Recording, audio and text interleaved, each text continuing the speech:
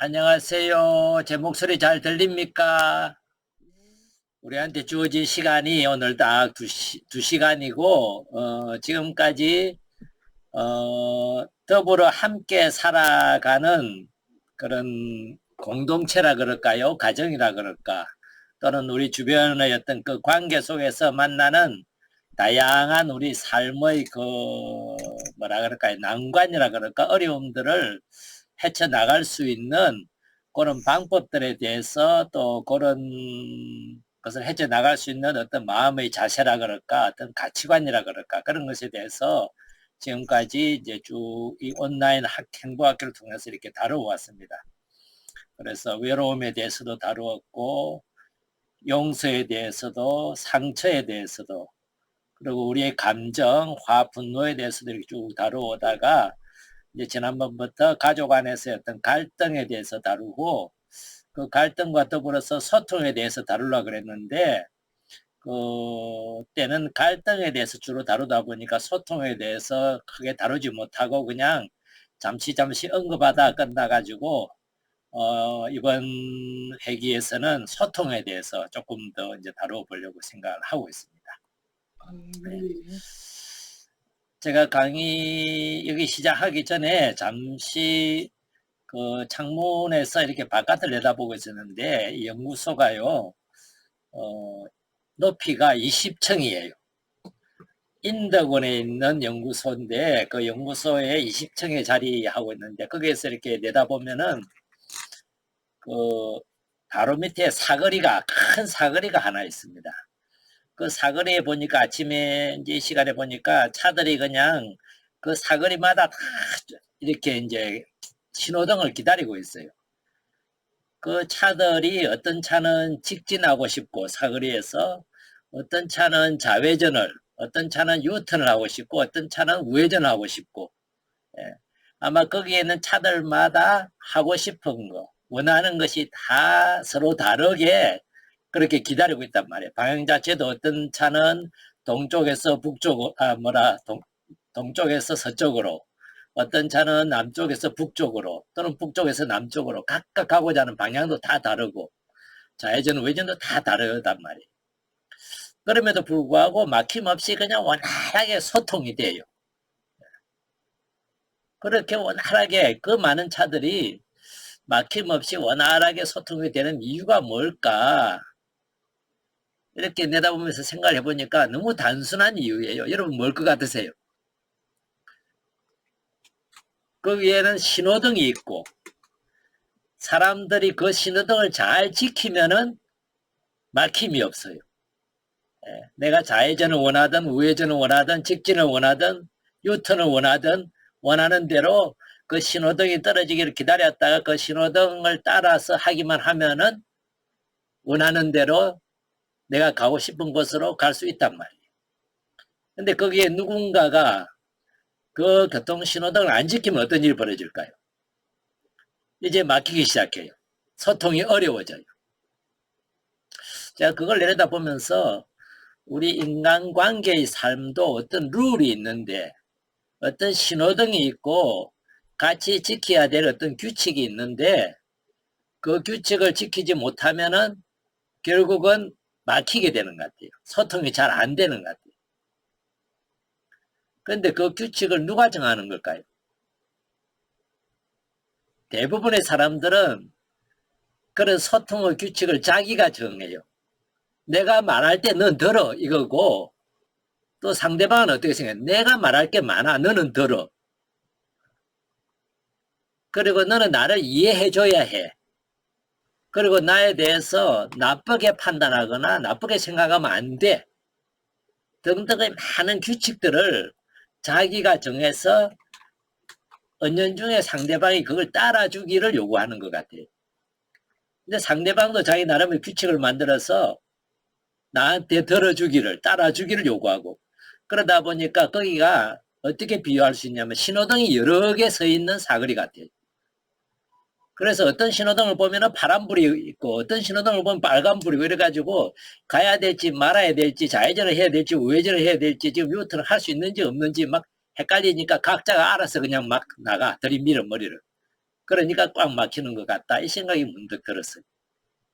오늘날 우리 사회를 보면은 각자가 룰을 하나 만들어 가지고 나는 지금 직진할 수 있는 때야, 직진해야만 해 하고 그냥 막 들이대고, 어떤 사람은 직진하는 차를 보면서도 아니야 내 차례야 하고 내가 들이대고, 어떤 사람은 거기서 그냥 좌회전하고 싶고, 어떤 사람은 우회전하고 싶고, 각자 가지고 있는 원하는 대로 각자 가지고 있는 룰대로 막 들이미니까 사거리가 그냥 꽉 막히는 거야. 그렇게 막히다 보니까 결국은 나도 못 가고 너도 못 가고, 그래서 답답해지고, 결국은 답답해지니까 결국은 그 자리에서 내가 어떻게 할 수 없으니까 원하는 것은 이루어지지 않고 이러니까 결국은 마음이 우울해지거나 무기력해지거나, 결국은 나를 이해해 주는 사람 아무도 없네 하는 생각이 드니까 결국은 또 외로워지거나, 때로는 그것이 안에 분노로 억울함으로 이렇게 계속 축적되어 가거나, 그러다 보면 소통해야 될 때에 고운 말로 부드럽게 차분차분 안 되고 그냥 욱하게 되고 그냥 내지르게 되고, 이런 것들이 악순환이 되는 게 아닐까 하는 그런 생각을 아침에 제가 사거리 내거리를 내려다 보면서 그런 생각이 이제 들었어요. 그러다 보니까 이 소통 때 다뤄야 될 게 뭘까 이 생각을 하다 보니까 우리가 공통으로 지킬 수 있는 룰을 하나 우리가 익히면은 소통이 훨씬 쉬워지겠구나. 근데 실제로 그런 룰이 있는데 더불어 살아가면서 우리가 지켜나가면은 훨씬 소통이 쉬워지고 관계가 좋아질 수 있는 룰이 있는데, 그 룰을 각자가 정하다 보니까 오히려 이게 부딪힐 때가 많구나. 조금은 보편적이고 조금은 객관적일 수 있는 룰이 뭐가 있을까? 그것을 이제 이 회기 동안에 여러분들과 함께 이렇게 나누어서 좀 더 통하는, 특히 가족 안에서, 이제 수녀님들도 계시는데 공동체 안에서 조금 더 이렇게 원활하게 소통을 하다 보면은 내가 혼자가 아니구나. 내가 나를 이해할 수 있는 사람들이 있구나. 너와 나는 서로 이어져 있구나. 서로 연결이 되어 있구나. 이런 느낌을 훨씬 더 자주 경험하게 되고, 그것이 어쩌면은 우리가 살아가는데 굉장한 힘이 되고 그것이 어떤 삶의 보람이나 기쁨이 될 수 있겠다는 생각이 이렇게 듭니다. 그래서 오늘 2시간, 다음에 2시간, 우리 추석 한 주만 빼고 그렇게 전부 4번에 걸쳐서 여러분들과 더불어서 나와 너를 이어주고, 그래서 나와 너가 우리가 될 수 있는 그런 소통, 특히 이 소통이 이제 막힌 곳, 참 안 통해 이런 느낌이 들 때 그 안 통하는 막힌 곳을 어떻게 뚫어서 통할 수 있게 만들까 하는 방법을 같이 이렇게 좀 생각하고 찾아나가는 그런 시간이 되기를 이렇게 바랍니다. 우리가 가끔씩 그런 말 많이 듣죠. 막 얘기를 이렇게 한참 하고 나서 알아들었어? 내 말 이해했어? 그런 말 들으면은 어떤 기분이 들어요? 그냥 어떤 경우에는 알아들었어 하는 그 말이 부드럽게 느껴져서 그래 알아들었어요 이렇게 말할 때도 있지만, 어떤 때는 내가 뭐 기가 먹었나 못 알아듣는가 이렇게 마치 뭔가 질타하거나 뭔가 남부라는 투로 들리기 때문에 나 기 안 먹었어 뭐 이렇게 또 대꾸하고 싶을 때도 있단 말이에요. 근데 말하는 사람이 만약에 알아들었어 이렇게 표현하는 것보다, 이해돼 이렇게 표현하는 것보다, 내가 이해할 수 있게 설명했어 이렇게 물으면 어떨 것 같아요? 듣기가 어떤 것 같아요? 내가 설명 잘했나? 이렇게 말하는 것과 알아들었어? 이렇게 묻는 것과 어떤 차이가 느껴지세요? 자, 알아들었어? 이 말 밑에는 뭐가 들어있죠? 나는 설명을 잘했는데 너 이해할 만한 능력이 있어? 하는 것을 묻는 말이에요. 내가 이렇게 설명을 잘해도 너 못 알아듣는 거 보면은 너 머리가 나쁘구나. 이런 의미가 숨어 있을 수도 있어요. 너 이해력이 부족하구나. 말귀를 못 알아듣구나. 은연중에 그런 어떤 뉘앙스가, 그런 어떤 뭐라 그럴까요? 그것이 전제되어 있기 때문에 듣는 사람이 조금은 불편할 수 있어요. 그러면 벌써 흐름이 원활하게 흐르지 않고 어떻게 되죠? 벌써 막힘이 생기기 시작해요. 뭔가 찌꺼기가 그 안에 끼기 시작하는 거죠. 우리 속담에 있는 말이 참 맞다 하는 게 뭐냐면은 아 다르고 다르다 하는 게 참 그 다름이 우리 소통에 방해하는 이제 하나의 룰이 될 수 있는 거죠.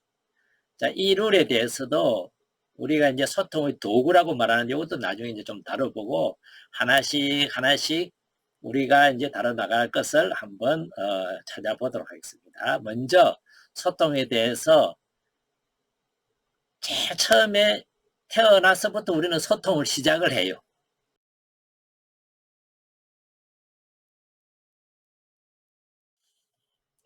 어때요? 대화를 잘하고 있죠, 그죠? 근데 여러분들은 좀 알아들었어요? 어떤 것 같아요? 이 자막을 넣어놨는데 자막은 옆에서 보는 사람이 자기들 나름대로 해석해가 넣은 거예요. 그죠? 이렇게 지금 서로 대화하고 있다. 근데 둘이가 서로 말을 주고받고는 열심히 하고 있어요. 우리가 말을 주고받는 것을 뭐라고 부르죠? 서로 마주 서서 또는 마주 앉아서 말을 주고받는 것을 우리는 대화라 그럽니다. 마주할 대자죠. 그죠? 그래, 마주해서 말을 주고받는 그 대화인데 이 대화를 열심히는 하고 있는데 이 대화가 서로 통해 가지고 한마디로 소통이 되어 가지고 아 내가 하고자 하는 말이 저 사람 귀에 저 사람 마음에 충분히 들어갔고 또 저 사람이 하고자 하는 말을 내가 충분히 이해하고 알아들어서 서로가 통하는구나 하는 느낌을 이 아이들이 가졌을 것 같아요. 어떠세요? 그렇죠, 그죠? 이 아이가 얘기할 때 그러죠. 하느랑 대화하면 너무 답답해. 결국은 안 통한다 이 말이에요. 말은 주고받는데 끊임없이 하고 있는데 통하지를 않아. 여러분들도 비슷한 경험을 많이 하세요? 그 사람하고 얘기는 막 하는데 한 1시간을 얘기하고 나도 끝나고 나면 답답해. 아이고 내가 말을 말지 차라리 그 생각이 들 때도 있고 말해봐야 아무 소용이 없어. 그냥 답답하기만 하고 탁 막혔어. 막 그런 느낌이 들 때가 종종 있단 말이야. 우리가 이때를 우리가 대화는 했지만 소통은 안 되었다고 표현을 할 수가 있습니다. 대화와 소통이 뭐가 다를까? 이거를 가만히 한번 생각을 해본다면요. 대화는 서로 마주 앉아서 말을 주고받습니다. 그런데 이 대화의 목적이 뭐냐에 따라서 다양한 형식이 드러나요. 자, 한 사람이 이렇게 얘기합니다. 당신 성함이 박영호 맞죠? 네, 맞습니다. 자, 어디서 태어났죠? 예, 저 경상남도 창원에서 태어났습니다. 지금 나이는 예, 지난번 몇 월 며칠에 어디에 간 적 있죠? 네, 있습니다. 거기에서 뭘 했나요? 왜 갔나요? 그때 거기에서 이런 일이 있었는데 보았나요? 그때 참여했나요? 자, 이건 서로 말을 주고받지만 이거는 우리 뭐라고 느껴집니까? 이거는 수사반장이 하는 거예요. 그죠? 수사할 때 앞에 피의자를 앉혀놓고 조사를 하는 거죠. 신문을 하는 거죠. 자, 어떤 사람은 제가 기자라면 누군가를 만났을 때 그 사람과 인터뷰를 해요. 인터뷰도 결국은 대화의 형식으로 진행이 됩니다. 말을 주고받아요. 그런데 목적이 뭐죠? 앞에 설명드렸던 그 수사에서의 목적은 내가 이 사람이 그 죄의 정말 피의자가 지금 의심이지만 진짜 죄인인지 아닌지 잘못을 저지른 그 사람인지 아닌지를 확인하고 싶은 조사를 하는 게 목적이에요. 인터뷰하는 기자는 자기가 신문에 뉴스거리로 기사로 올리고 싶은 뭔가가 있는데 그것을 기사거리로 만들기 위해서 이 사람에게 그 기사거리가 될 만한 것을 끄집어내고 싶은 거예요. 그래서 그 적절한 질문들을 계속해서 던지는 겁니다. 그리고 어떤 경우에는 또 이렇게 합니다. 너 어제 나한테 이런 말을 했는데 왜 그런 말 했지? 이런 이유 때문에 했지. 그 이유밖에 없어서 너 진짜 속마음은 뭐야? 예. 이렇게 막 질문하고 서로 대화를 할 때는 목적이 뭘까요? 이 사람이 정말 나한테 그런 말을 하게 된 의도가 뭘까? 예. 그거를 알고 싶어서 그걸 꼬치꼬치 따지고 캐묻는 것이 될 거예요. 겉으로 볼 때는 다 대화의 형식이에요. 근데 한 사람 막 얘기하는데 한 사람은 그 사람 앞에서 그 사람을 향해 있지만은 대답을 안 해. 그냥 말만 듣고 있는 것 같아요. 이걸 뭐라고 불러요? 우리는 설교하거나 지금 이 사람을 교육시키고 있는 거죠. 때로는 설득을 하고 있기도 하고. 이것도 대화의 형식을 빌리지만은 근데 한 사람은 막 얘기하고 있어요. 그 사람 보니까 막 딴 거 하고 있어. 독백이라고 말할 수 있죠. 자, 대화의 형식인 것처럼 보이지만은 대화가 아닌 것이 참 많고, 그래서 우리가 대화를 해도 마음이 후련하지 않아 많습니다. 그래서 사실은 우리가 대화를 한다기보다 좀 더 정확하게는 우리한테 정말 필요한 게 뭐냐면 소통이 필요한 거죠.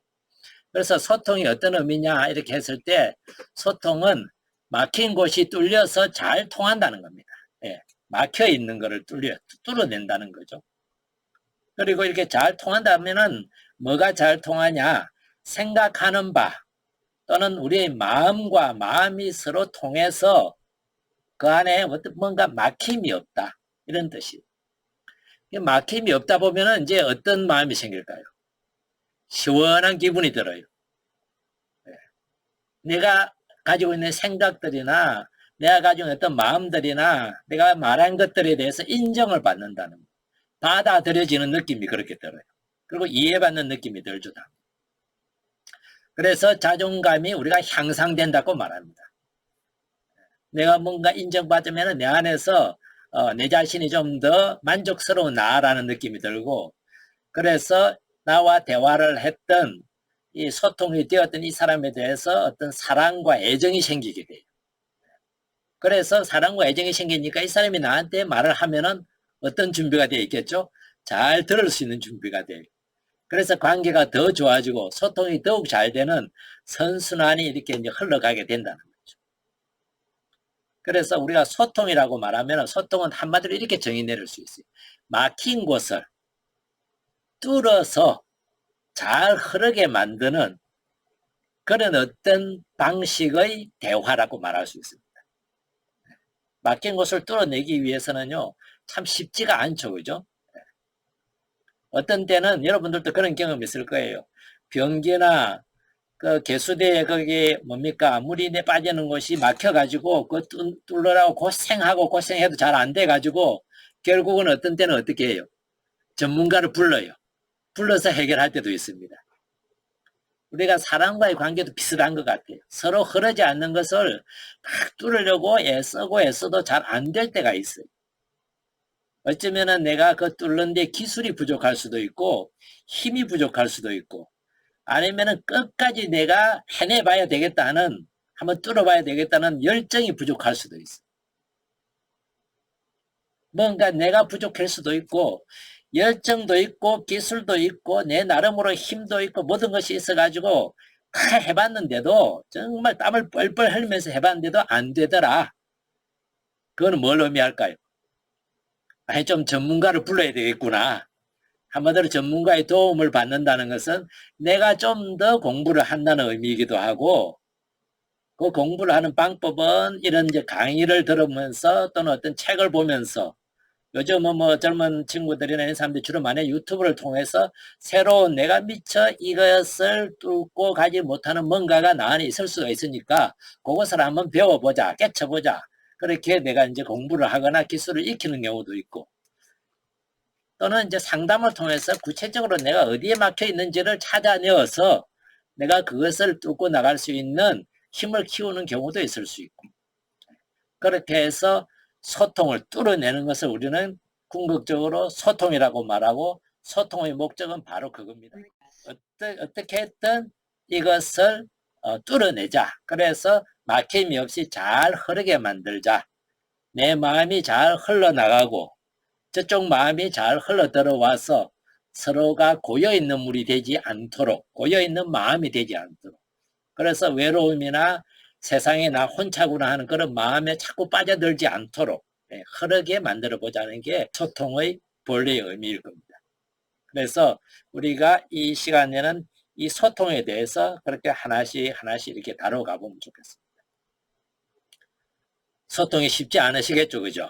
네. 쉽지 않은 소통을 하기 위해서 이제 소통을 우리가 이렇게 문자대로 글자대로의 의미보다 그러면 일상에서 정말 우리가 소통이 어떤 의미로 이해하는 것이 좀 더 이해하기 쉬울까, 그런 거는 한 5분 정도 쉬셨다가 계속 할까요? 잠시 몸부림 좀 치시고 그 다음에 물도 좀 마시시고 다시 뵐게요.